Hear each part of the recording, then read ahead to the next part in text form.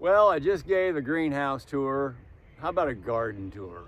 All right, so we're set up. We've got all of our plants ready to go into the garden. And so we've got about 5 different raised kind of garden plant areas back in here. And we do compost virtually all of our organic material, everything from orange peels to gosh, everything. All of our quail from our quail farm over there, we bring all that. The chicken poop, put everything in here. Then I'll intermix it in with some sand and some good soil. And I use my tractor to kind of stir that up occasionally. But this is when we use it. So like yesterday, I came in here with a big tiller and I tilled all the dirt in. Then I brought the tractor in. I brought all this new compost in, and I tilled all that in along with the old dirt. So hopefully we got some really good soil here. And so this year we're doing something a little bit different. We have covered and used landscape covering to try and keep the weeds down, because the soil is so much nutrients in it that the weeds grow like freaking crazy. And so we're trying to control that a little bit more. Now, we've learned quite a bit about when we put this stuff down, we actually have to kind of pin it down to hold it. And so what I did is I had a whole bunch of old nails, long nails, and I just bent them over and used those as my little pin things.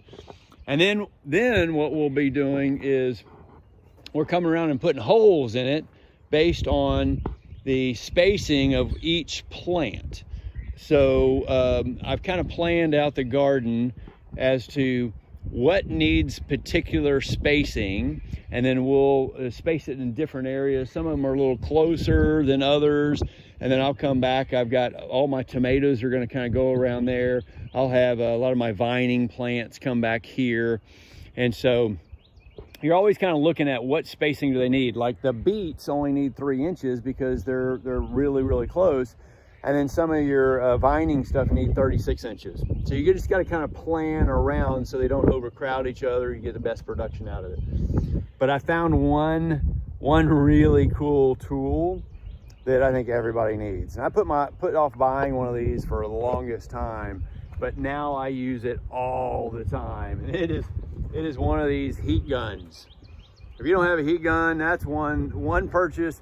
You know, spend the 50 bucks or whatever these things are, and gosh, you can use them for all kinds of stuff. But what I used it for out here was to actually come along and burn the edges of once I cut my landscaping material, I kind of melted the edges so they don't fray out, and then you can actually punch holes with this as well.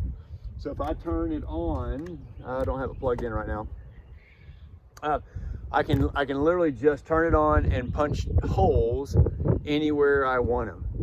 And so I'll use like the lines on the landscape material, and then just punch holes along the way. And it's just a really quick boom, boom, boom, all the way through. And now you've got one little spot that you can plant a hole, and no other weeds can come up around this stuff.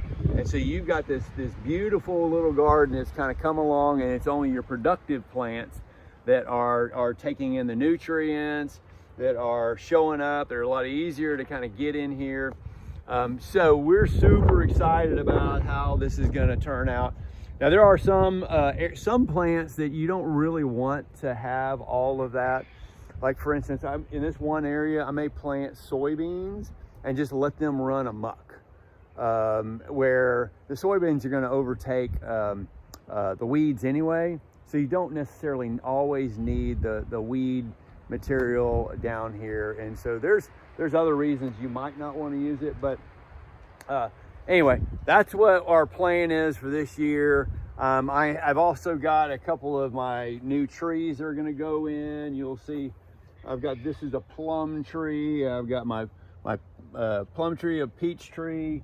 I've got another apple tree. I actually have pecan tree, and then I've got a whole bunch of blueberries and things like that we're putting in as well. So hopefully in a few years we'll actually have a little orchard that starts producing as well.